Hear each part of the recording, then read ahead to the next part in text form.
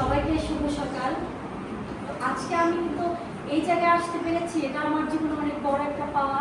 কারণ আমি কখনোই চিন্তা করিনি যে আমি এত অল্প বয়সে এমন একটা পরিবেশে আসব। তো এটা কিন্তু সম্পূর্ণ শুরু হয়েছে আমাদের একটা প্রজেক্টের মাধ্যমে। তো আমি কিন্তু আপুর তুলনায় খুবই জুনিয়র একজন বিউটিশিয়ান।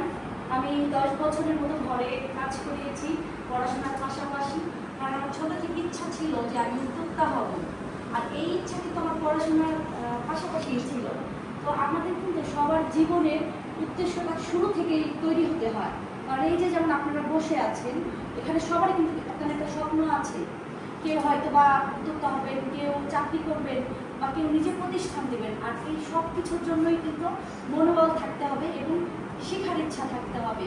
আর এই ইচ্ছা থেকেই কিন্তু আপনারা সবাই আজকে আমাদের কিছু প্রতিষ্ঠানের মাধ্যমে আজকে এখানে এসেছেন, এবং হয়তো বা কোনো একদিন আপনারাই কিন্তু আবার আমাদের এই পর্যায়ে চলে আসবেন। কারণ শেখার শেষ নেই। আর আপনাদের এই মাঝে যে আমরা আসবো আর আপনারা যে শিখবেন, এটি আমাদের চাওয়া ছিল। তো এখন আপনারা যে 6 মাস শেষ করেছেন, অনেকেই অনেক কিছু জানেন, তারপরেও তো শেখার শেষ নেই। আমি যেমন এই যে এখন আমার পার্লার নতুন ওপেন হয়েছে, কিন্তু আমি মনে করি যে আমি এখনোই অনেক কিছু জানি না।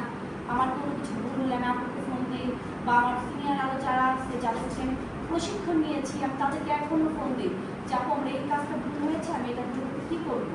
তো এরকম কিন্তু আপনারাও যত শিখবেন, শেখার কখনো শেষ হবে না। তো আপনাদের যখন যেই সমস্যা হবে, আপনাদের যে শিক্ষক আছে অবশ্যই তাদেরকে নক করবেন, তাদের কাছে জানতে চাবেন। এবং পাশাপাশি আপু আছে, আমরা আছি, অবশ্যই হেল্প করব। যে কোনো সময় আপনাদের যে কোনো অসুবিধায় আমরা কিন্তু পাশে থাকবো। আপনারা যদি আপনাদের চাকরির দরকার হয় বা প্রতিষ্ঠান দেওয়ার সময় যদি কোনো হেল্প লাগে, আমরা কিন্তু সবসময় পাশে আছি। এমন না যে আজকে এই 6 মাস পর বের হয়ে যাবে, আপনাদের মাঝে আমাদের দূরত্ব তৈরি হয়ে যাবে। আসলে এটা না, কারণ উদ্যোক্তা হতে গেলে সবসময় মিলেমিশে একসঙ্গে কাজ করতে হয়।